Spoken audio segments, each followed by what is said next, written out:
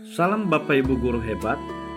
Perkenalkan, nama saya Serius Malaya SPD, calon guru penggerak angkatan 11 kelas 35, unit kerja SMA swasta Bina Kasih. Dalam hal ini, izinkan saya membacakan hasil diskusi kelompok kami di ruang kolaborasi modul 1.4 budaya positif.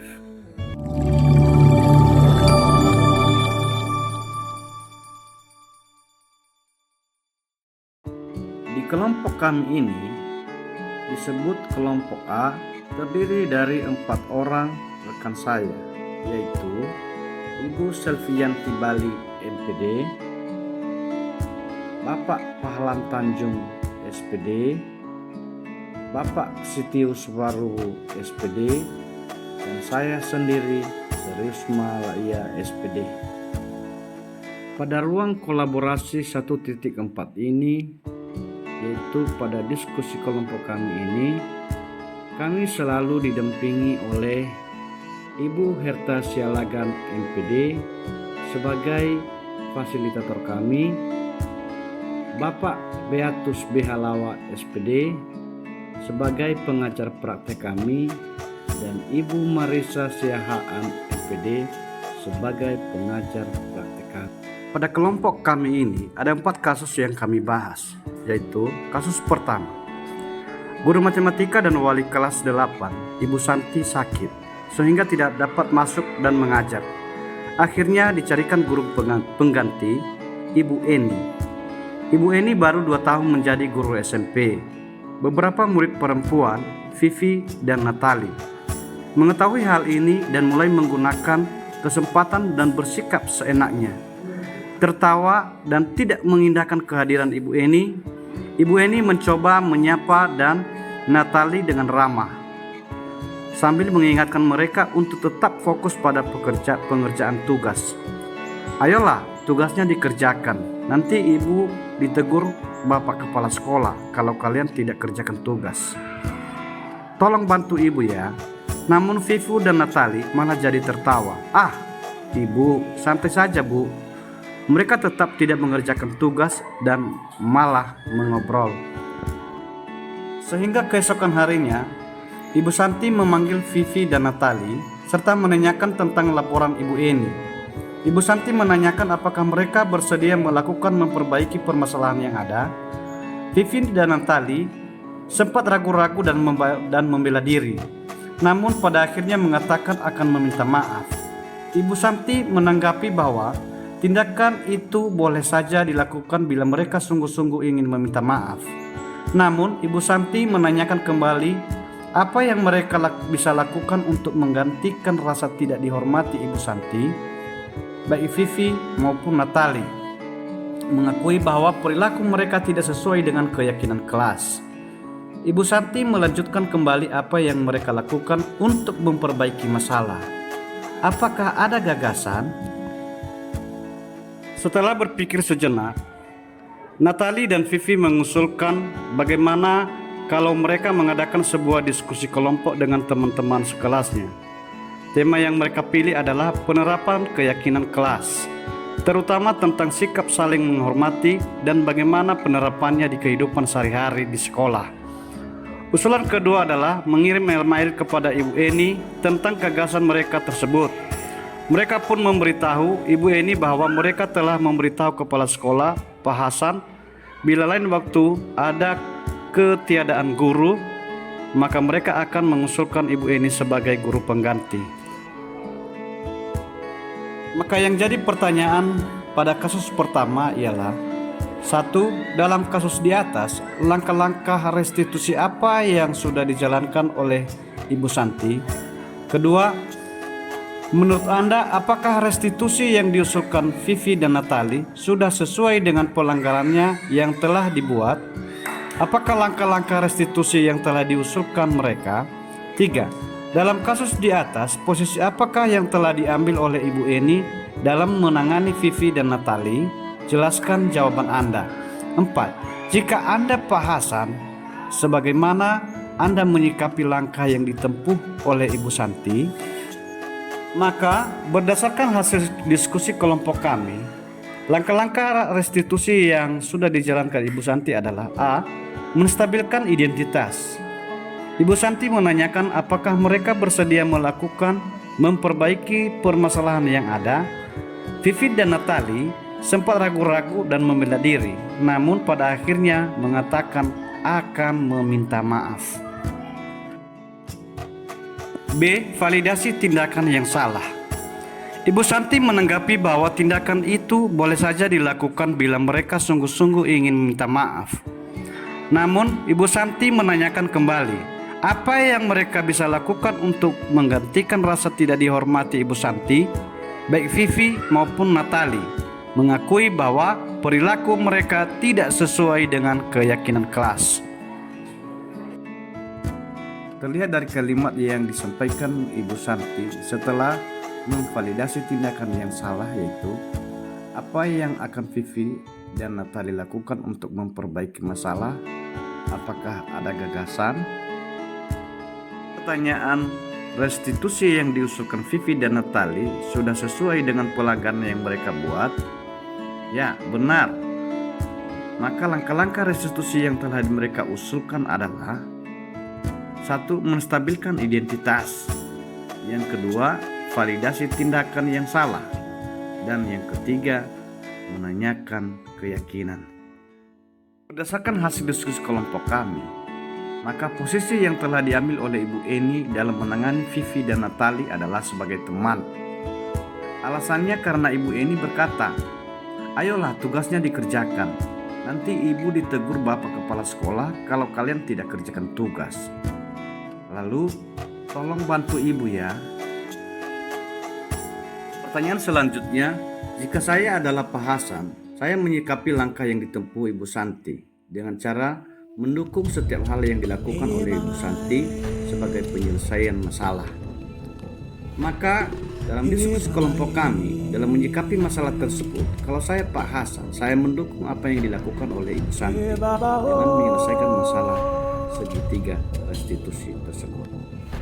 Kasus kedua, Sabrina hari itu sangat terlambat dan terburu-buru sampai di sekolah.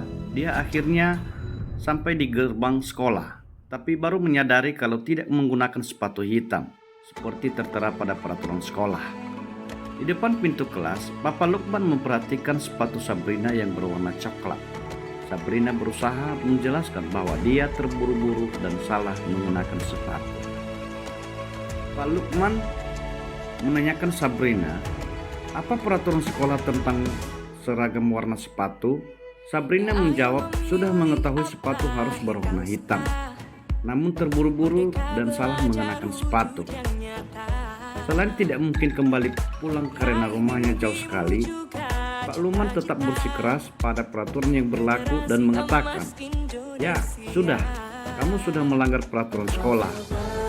Kamu salah, sudah terlambat, salah pula warna sepatunya. Segera buka sepatumu kalau tidak bisa mengenakan warna sepatu sesuai peraturan sekolah. Sabrina meminta maaf dan memohon kembali kepada Pak Lukman agar tetap dapat mengenakan sepatunya dan berjanji tidak akan mengulang kesalahannya. Namun Pak Lukman tidak mau tahu. Tidak, kamu telah melanggar peraturan sekolah. Kalau tidak sanggup ambil sepatu di rumah atau diantarkan sepatu ke sekolah, ya sudah, kamu tidak bersepatu saja seharian di sekolah. Sekarang copot sepatumu dan silakan belajar tanpa sepatu seharian. Sabrina pun dengan berat hati mencopot sepatunya dan memberikan kepada Pak Lukman. Seharian dia tidak berani berkeliling sekolah karena malu dan lebih banyak berdiam diri di kelas tanpa alas sepatu. Pertanyaannya, 1. Dalam kasus di atas, sikap posisi apakah yang diambil oleh Bapak Lukman? Jelaskan apakah indikatornya. 2. Bila Bapak Lukman mengambil posisi seorang manajer, apa yang akan dikatakannya? Pertanyaan-pertanyaan seperti apakah yang akan diajukan ke Sabrina? Jelaskan.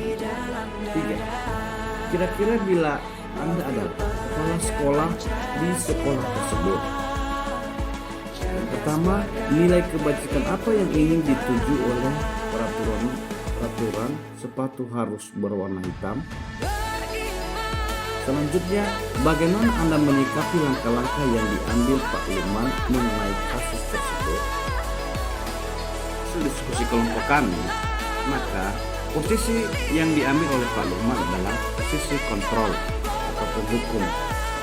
Maka yang jadi indikatornya adalah dia tidak menerima alasan daripada Sabrina. Kemudian Pak Lukman menggunakan hukum Chevalier, di mana dari beberapa pernyataannya bahwa dia selalu menyalahi Sabrina, bahwa Sabrina sudah melanggar peraturan sekolah dan tidak sanggup mengambil sepatu di rumah atau diantar ke rumah. Jadi dia memasak Sabrina untuk seharian mencopot sepatunya dan tidak memakai sepatu di sekolah. Jadi sehingga Sabrina seharian tidak memakai sepatu. Dan Sabrina tidak sanggup keluar karena merasa malu kepada teman-temannya. Maka sikap yang seharusnya dia lakukan oleh Pak Lukman untuk mengambil posisi sebagai manajer adalah yang pertama menstabilkan identitas, yang kedua memvalidasi kesalahan, yang ketiga menanyakan keyakinan. Dalam menstabilkan identitas, maka hal yang dikatakan oleh Pak Lukman ialah, ya namanya juga terburu-buru, pasti ada yang lupa, iya kan? Gak apa-apa kok, wajar aja. Dari sisi validasi kesalahan, maka Pak Lukman, kamu tahu bahwa aturan sekolah adalah menggunakan sepatu hitam. Nah, bagaimana kamu bisa memperbaiki ini supaya tidak terulang kembali? Lalu yang ketiga adalah menanyakan yang disebut dengan keyakinan. Contoh, kamu tahu kan bahwa aturan sekolah adalah menggunakan sepatu hitam. Nah, bagaimana kamu bisa memperbaiki ini supaya tidak terulang kembali? Maka nilai kebajikan apa yang ingin dituju oleh peraturan harus berwarna hitam? Yang pertama, nilai kebajikan yang ingin dituju adalah disiplin, tepat waktu, dan tanggung jawab. Yang kedua, langkah-langkah yang akan diambil kepada Pak Lukman adalah memanggil Pak Lukman ke ruang kepala sekolah untuk berdiskusi. Kemudian, menstabilkan identitas Pak Lukman bahwa menegakkan disiplin adalah hal yang baik untuk dilakukan, serta validasi terlebih dahulu tentang tindakan apakah yang berdampak positif atau negatif terhadap siswa. Kasus 3. Ibu Dani sedang menjelaskan pelajaran bahasa Inggris di papan tulis. Namun, beliau memperhatikan bahwa Fajar malah tidur-tiduran dan tampak acuh tak acuh pada pelajarannya. Fajar, coba jawab pertanyaan nomor 3. Maju ke depan dan kerjakan di papan tulis. Fajar pun tampak malas-malasan maju ke depan. Dan sesampai di depan papan tulis pun, Fajar hanya diam terpaku, sambil memegang buku bahasa Inggrisnya dan memainkan spidol di tangannya. Ayo Fajar, makanya jangan tidur-tiduran, lain kali perhatikan. Sudah sana, duduk kembali. Kira-kira siapa yang bisa? Fajar pun kembali duduk di bangkunya. Hal seperti ini sudah seringkali terjadi pada Fajar. Seperti tidak memperhatikan, acuh tak acuh, dan nilai-nilainya pun tidak terlalu baik untuk pelajaran bahasa Inggris. Pada saat ditegur oleh Ibu Dani, Fajar hanya menjawab, "Tidak tahu, Bu." Ibu Dani pun menjawab lirih, "Gimana kamu, Fajar? Kamu tidak kasihan sama ibu ya? Ibu sudah capek-capek mengajarkan kamu. Tidak kasihan sama ibu?" Dan Fajar pun diam membisu. Maka yang menjadi pertanyaannya adalah, 1. Posisi kontrol apa yang diambil oleh Ibu Dani dalam pendekatannya kepada Fajar? Kedua, membaca sikap Fajar, kira-kira kebutuhan apa yang diperlukan oleh Fajar? Ketiga, bila mana Ibu Dani mengambil posisi pemantau, apa yang akan dilakukan atau dikatakan olehnya? Pertanyaan-pertanyaan seperti apa yang akan diajukan? Jelaskan. 4. Apabila Anda adalah kepala sekolah di sekolah Fajar dan mengetahui hal ini, bagaimana tindak lanjut Anda? Maka berdasarkan hasil diskusi kelompok kami, posisi kontrol yang diambil Ibu Dani adalah membuat orang merasa bersalah dan teman. Kalimat yang membuat orang merasa bersalah adalah, gimana sih Fajar, kamu gak kasihan sama ibu ya? Ibu udah capek-capek mengajarkan kamu, gak kasihan sama ibu, dan Fajar pun diam membisu. Maka kalimat Ibu Dani yang menjadikan Fajar sebagai teman adalah, ayo Fajar, maka jangan tidur-tiduran. Lain kali perhatikan. Sudah di sana duduk kembali, lalu melemparkan pertanyaan, kira-kira siapa yang bisa. Kemudian kebutuhan yang diperlukan oleh Fajar adalah kebutuhan akan pilihan. Kebutuhan akan pilihan adalah kebutuhan untuk mencari kesenangan, humor, bermain, bersenang-senang, bergembira, antusiasme, dan tertawa. Jadi terlihat dari sikap Fajar yang tidur-tiduran, tidak mau tahu, malas, bahkan diam terpaku di depan kelas, tidak memperhatikan nilai-nilai pun, tidak bagus, serta menjawab pertanyaan guru hanya dengan asal-asalan, nggak tahu Bu. Sehingga pertanyaan yang diajukan Ibu Dani jika berada di posisi pemantau antara lain. 1. Fajar, tahukah kamu bahwa tidur-tiduran di dalam kelas itu tidak baik? 2. Tahukah kamu konsekuensi apa yang akan kamu dapatkan jika nilai-nilaimu terhadap mata pelajaran bahasa Inggris tidak bagus? Maka, jika saya adalah kepala sekolah di sekolah Fajar, tindak lanjut yang akan saya lakukan adalah berkomunikasi dengan Ibu Dani dalam hal yang terjadi dengan Fajar, dan akan mendukung keputusan yang diambil Ibu Dani kepada Fajar, terutama jika Ibu Dani berniat untuk memanggil orang tua Fajar. Selain itu, saya juga akan mensosialisasikan tentang 5 posisi kontrol guru serta segitiga restitusi kepada semua guru di sekolah saya. Saya akan meminta semua guru melakukan segitiga restitusi kepada semua peserta didik yang bermasalah, serta melakukan refleksi sebulan sekali mengenai kemajuan dari pelaksanaan segitiga restitusi tersebut. 4. Anto dan Dino sedang bermain bersama di lapangan basket dan tiba-tiba terlibat dalam sebuah pertengkaran adu mulut. Dino pun menjadi emosi dan mengadakan kontak fisik, menarik kemeja Anto dengan kasar sampai 3 kancingnya terlepas. Pada saat itu guru piket langsung melerai mereka dan membawa mereka ke ruang kepala sekolah. Ibu Suti sebagai kepala sekolah berupaya menenangkan keduanya, terutama Dino. Dino, sepertinya kamu saat ini sedang marah sekali. Mendengar itu, Dino pun mengalir bercerita tentang kekesalan hatinya. Ibu Suti pun melanjutkan bahwa membuat kesalahan adalah hal yang manusiawi dan bahwa mempertahankan diri adalah hal yang penting. Namun meminta Dino memikirkan cara lain yang mungkin lebih efektif karena saat ini Dino berada di ruang kepala sekolah. Ibu Suti melanjutkan bertanya tentang keyakinan sekolah yang disepakati, serta apakah Dino bersedia memperbaiki kesalahan yang telah dilakukan terhadap Anto. Dino pun akhirnya perlahan mengangguk. Kemudian Ibu Suti balik bertanya kepada Anto, hal apa yang bisa dilakukan Dino untuk memperbaiki masalah? Anto menjawab, saya perlu kancing saya diperbaiki Bu. Ibu, saya akan sangat marah kalau melihat kancing baju saya sampai copot 3 kancing begini. Ibu Suti pun kembali bertanya ke Dino, apa yang akan dia lakukan untuk menggantikan 3 kancing Anto yang terlepas.